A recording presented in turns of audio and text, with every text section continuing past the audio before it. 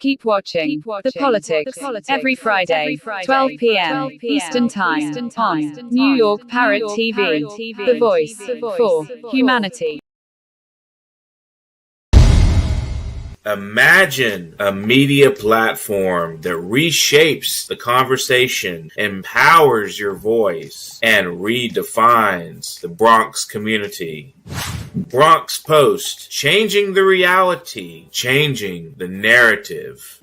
For businesses, politicians, and government agencies, we offer targeted advertising solutions that drive results. Amplify your message. Reach the heart of the Bronx and beyond. Our platform connects you to the community. Learn more. Email info@bronxpost.com or call 718-892-5555. Visit www.bronxpost.com for breaking news and updates. Bronx Post, changing the reality, changing the narrative. Okay, pardon me for coming on late. Welcome to Talking Politics. My name is Robert Press. I'm a reporter, as you can see by my official New York City press card, which I will get renewed next week rather. And I see my guest is here already. I just have to go through this disclosure statement that I write for the Bronx Post and the Parkchester Times.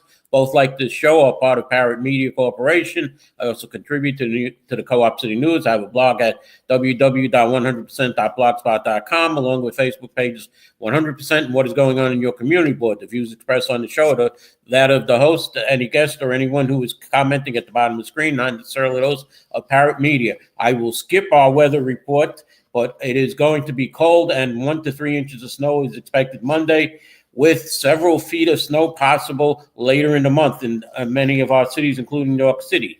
So let me go right to my guest, Councilwoman Christy Marmorato. So are you there, Christy? I am here. How are you? Good morning, Christy. How are you? Good morning. Happy New Year. Happy New Year, too. What happened is I've been watching Governor Kathy Hochul is introducing legislation to, let's see, where'd it go? In response to New York Governor Hochul's plans to introduce legislation to finally change New York's involuntary commitment standards. So the mayor has commented on that, and unfortunately, that's what I was doing. That's why I'm a little late. Now, welcome back to the show, Councilwoman. You've been in office now for over 1 year, including 2 days or 3 days. And you've been doing many different things all over the district that has not been seen before in several years.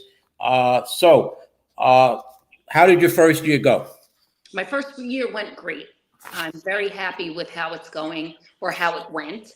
You know, first getting in, we had no transition. So it was really all about letting the community know what type of services they are entitled to and how our office can help them have like a relationship with the different city agencies to get things done here in our district.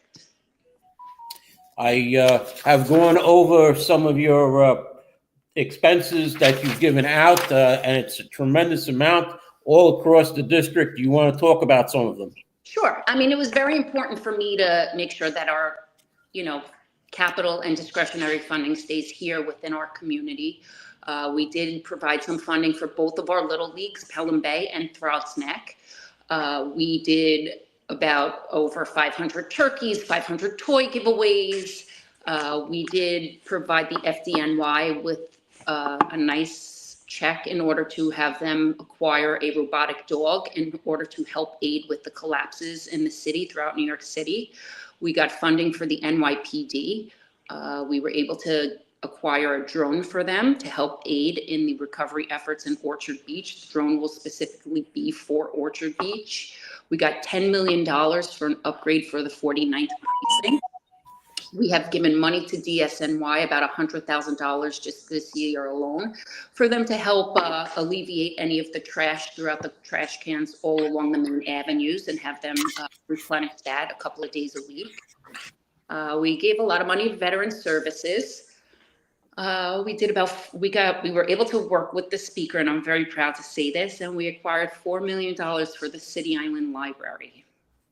Okay. You left out a little bit about seniors. We did about $400,000 in senior programming and about $2.8 million for youth programming and capital funding for school projects. And I see that you gave about 15 different cultural organizations and civic organizations a lot of money.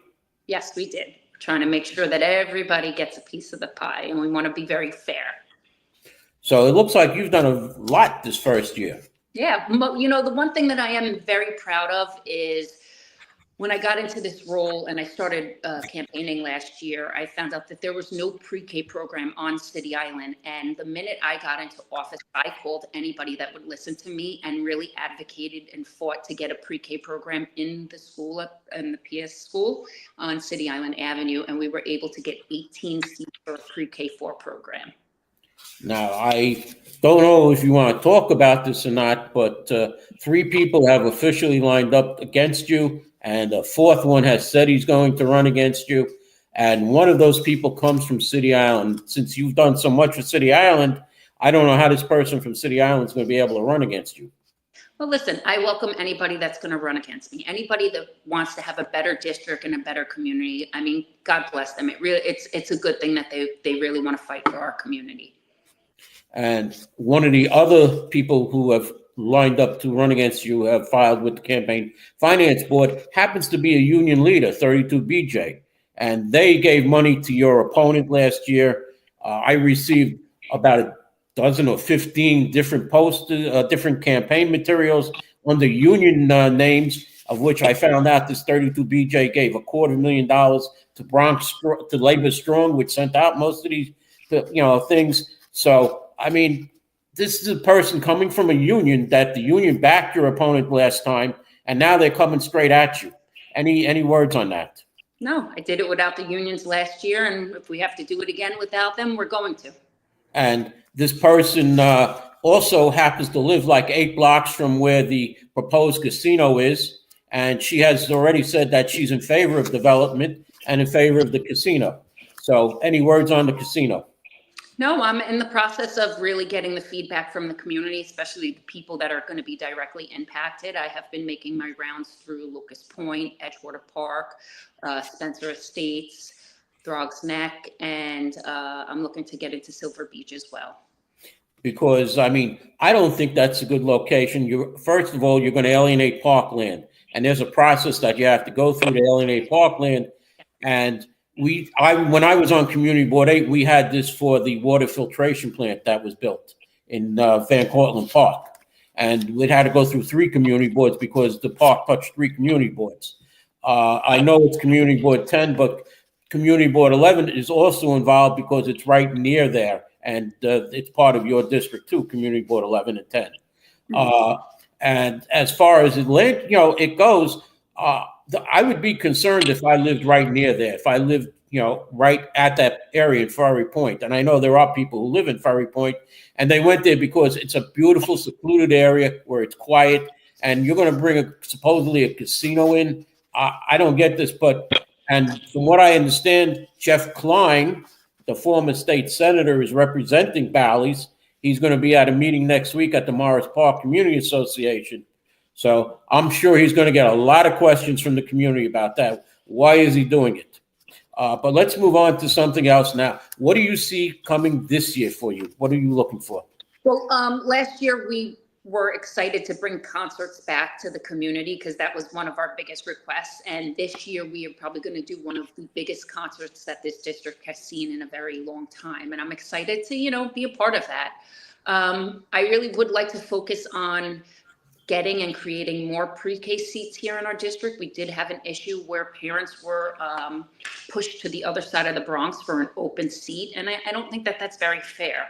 So I have 2 schools already who have the space and are willing to open up their pre-K program. So that's going to be our next step, is to really fight and advocate for that. And I'd really like to focus on some legislation this year. Now, before you go to the legislation, I understand that you helped get PS 108 into a middle school, also K to 8 school. And what's the progress on PS 105?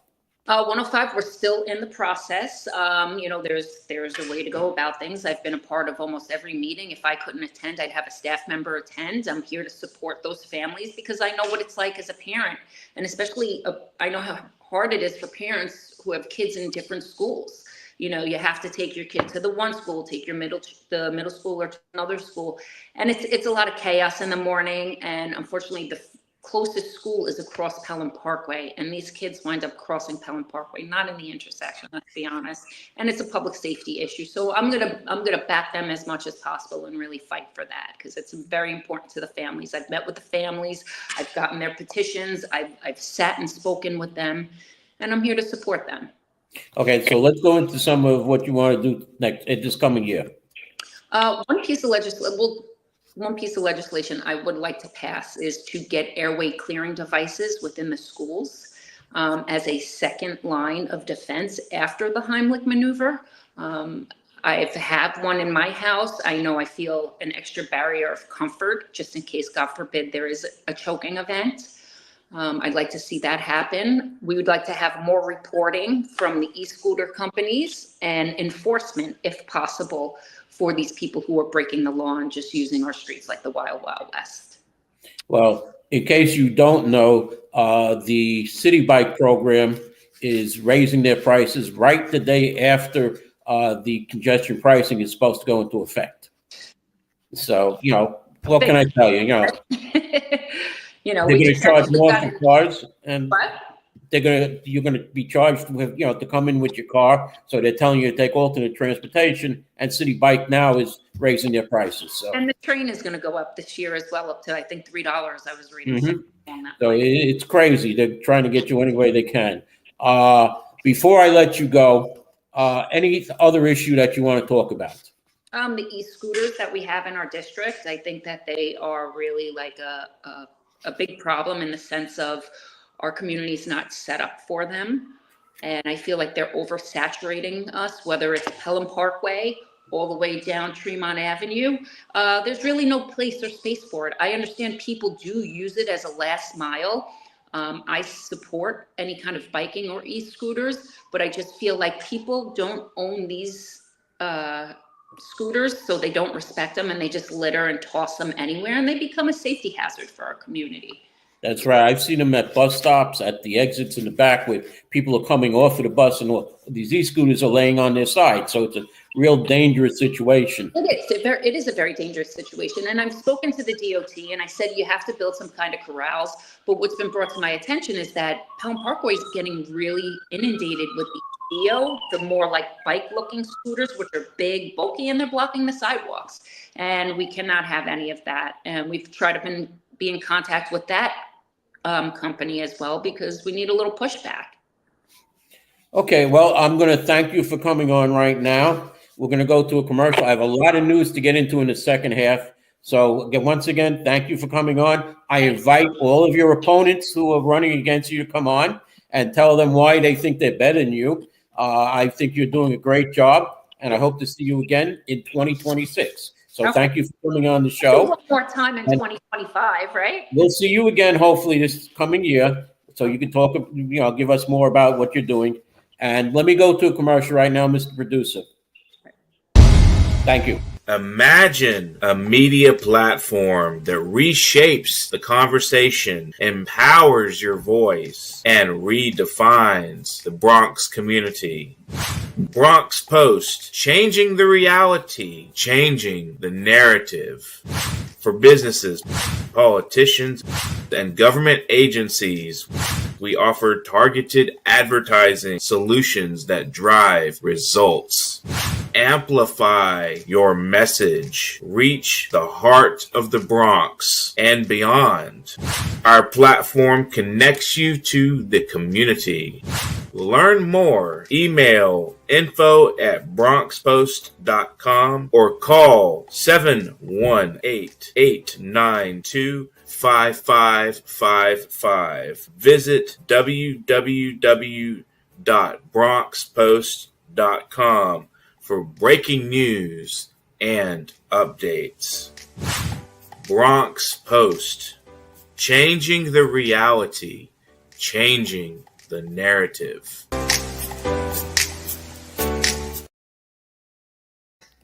Okay, I just want to say that I invite my friends in the city council, the Democrats, Eric Dinowitz, who I was the Parrots Association president, where he was in eighth grade.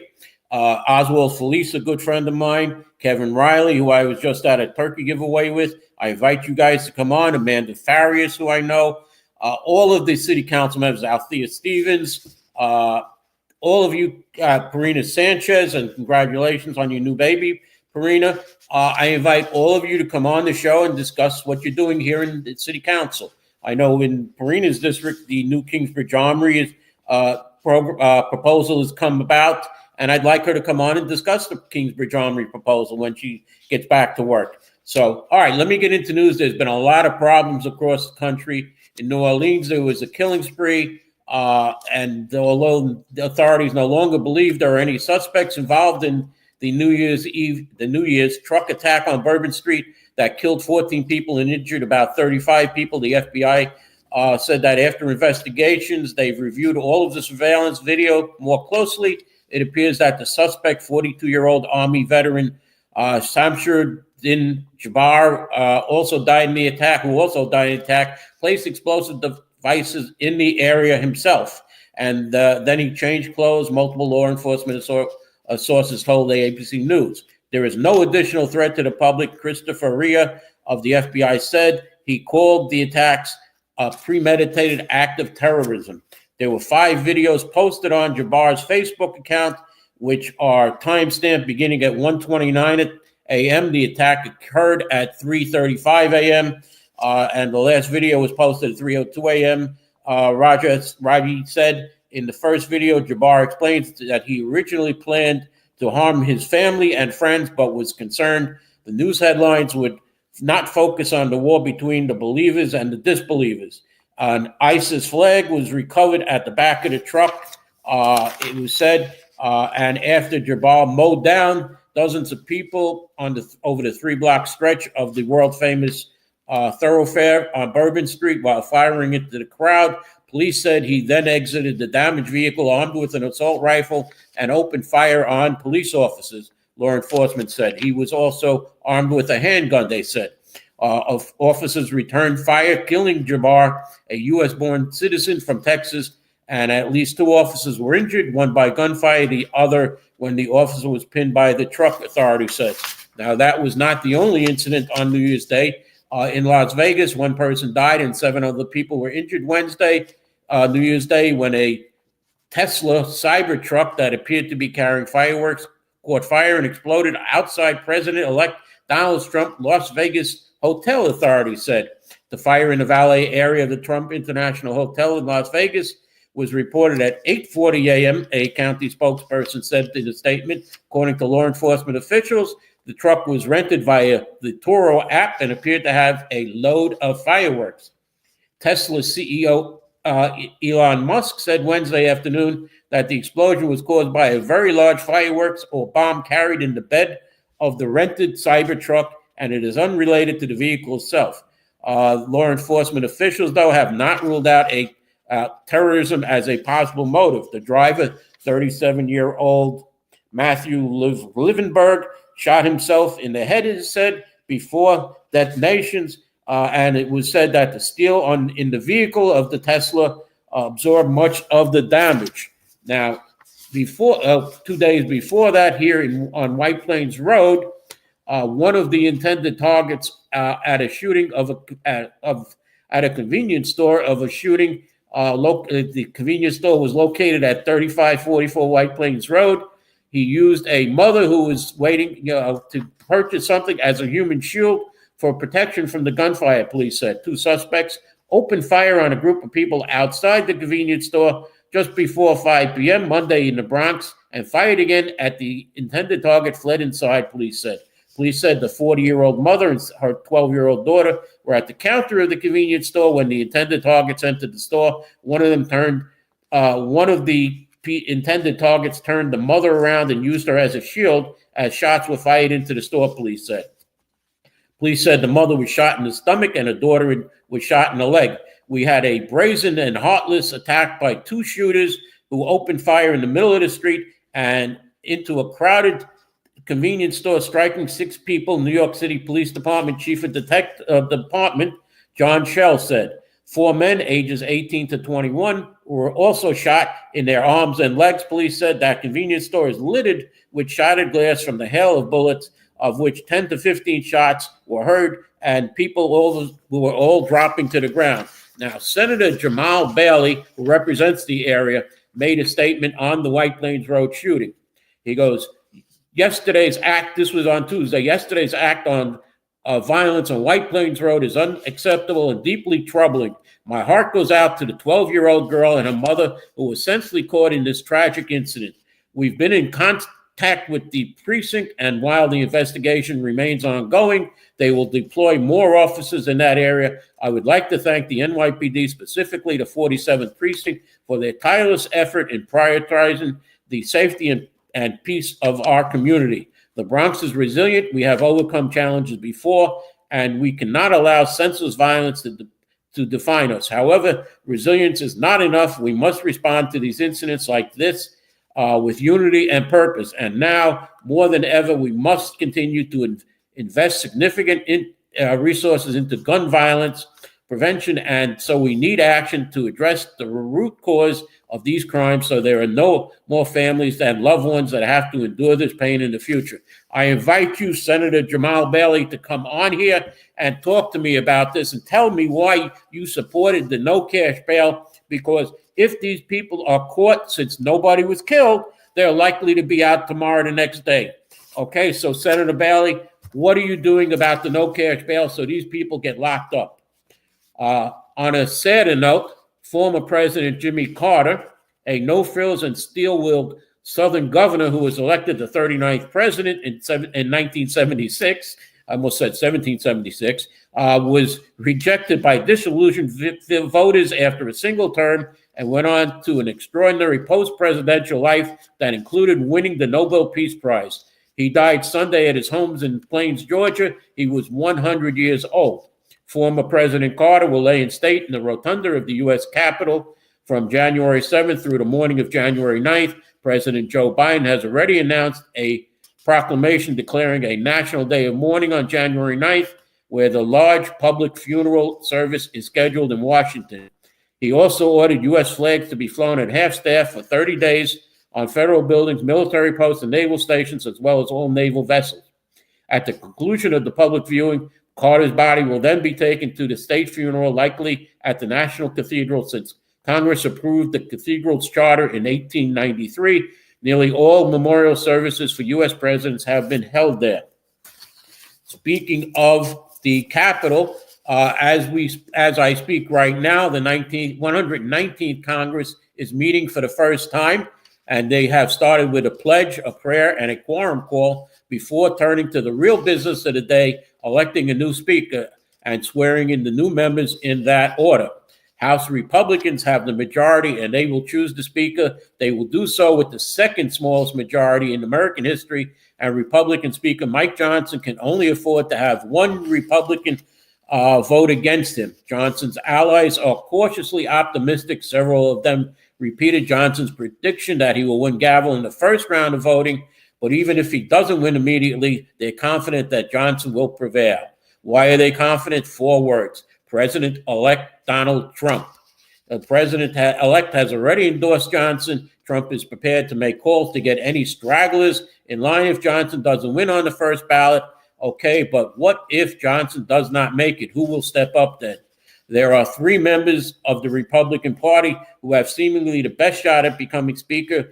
Majority Leader Steve Scalise, Majority Whip Tom Emmer, and Congressman Jim Jordan.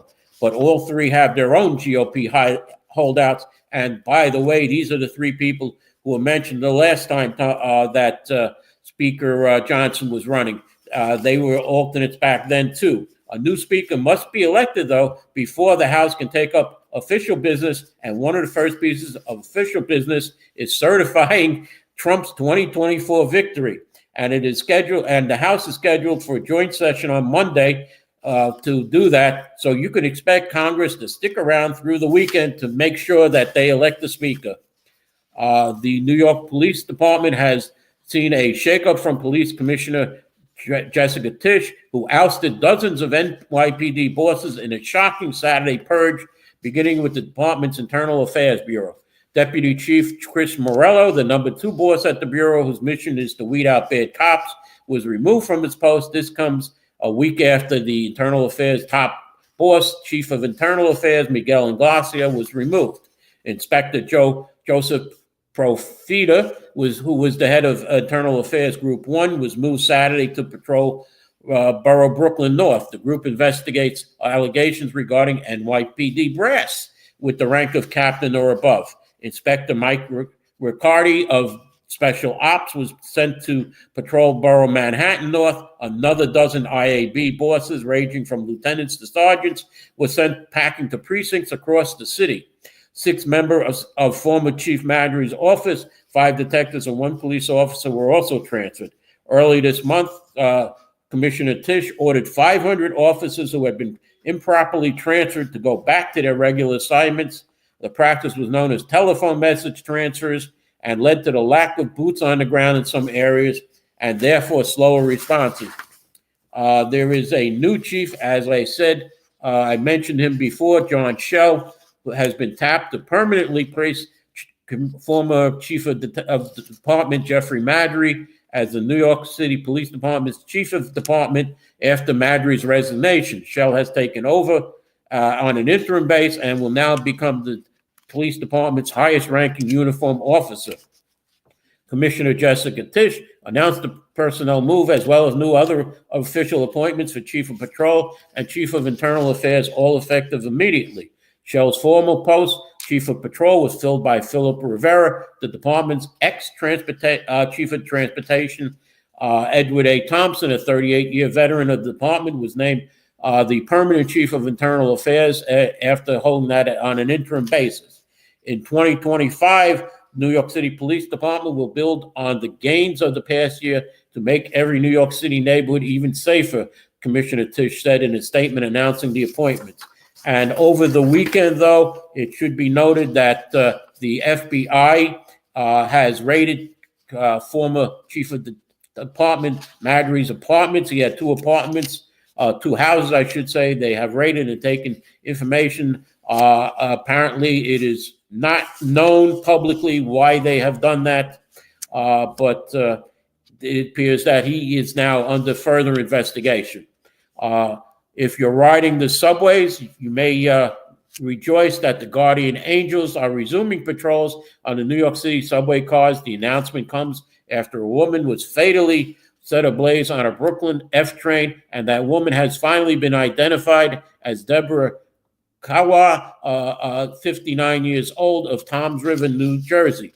The Guardian Angels stated after the incident, hundreds of citizens requested their return to the subway trains. On Sunday, a spokesman for the group said they would host a conference to outline their new patrol strategy, which will focus on conducting wellness checks on homeless and emotionally disturbed individuals, providing water to homeless and emotionally disturbed individuals who may be dehydrated, reporting any issues with running trains to the NYPD. The Guardian Angels are dedicated to foster stronger and more compassionate communities through volunteer-driven initiatives, their website reads. And I am going to close with the city bike increases. City bike prices will be going up starting January 6th, one day after congestion pricing is set to go into effect. The company announced for non-members it will cost $4.99 for a ride. Using an e-bike will now cost 38 cents a minute. Overage charges will cost 38 cents per minute for both e-bikes and regular bikes. Overage charges count each minute past the first 30 minutes on a single ride. These prices are up from the current $4.79 to open the city bike and 36 cents per minute on the e-bike, and overage charges that were raised in July of 2024. For members, e-bike and overage rates will rise to 25 cents per minute. There will be no increase to the annual membership prices. These rates apply to Lyft Pink, all access members. Reduced fare riders will pay 13 cents per minute for using an e-bike and 25 cents per minute for overage charges. There will be no charge for the no change to the monthly membership price for reduced fare riders. A one-day pass will increase from the current $19 to $25 starting February 3rd. The increase will mark the third time within 13 months City Bike has raised its prices. These price changes only affect riders in New York City. New Jersey member e-bike per minute and overage fees will be at 21 cents a minute. New Jersey reduced fare bike share e-members e-bike per minute fees will be at 11 cents per minute and overage fees at 21 cents a minute. New Jersey non-member e-bike per minute overages will be only at 32 cents a minute. Since It's City Bike is a New York, New Jersey company, perhaps one of our members of Congress like Richie Torres or Alexandra Ocasio-Cortez, or even both of them, should look at the discrepancy in prices that City Bike is charging from one state to another. And I will close with that and say thank you for watching. Thank you to Council Member Christy Marmorato for coming on the show. And thank you for watching. And I will see you next week. Hopefully one of our other Bronx City Council members will be my guest, but I doubt it because I've been told they don't want the Democrats to come on my show. So thank you for watching and have a good day. Imagine a media platform that reshapes the conversation, empowers your voice, and redefines the Bronx community. Bronx Post, changing the reality, changing the narrative. For businesses, politicians, and government agencies, we offer targeted advertising solutions that drive results. Amplify your message. Reach the heart of the Bronx and beyond. Our platform connects you to the community. Learn more. Email info@bronxpost.com or call 718-892-5555. Visit www.bronxpost.com for breaking news and updates. Bronx Post, changing the reality, changing the narrative. Do you know?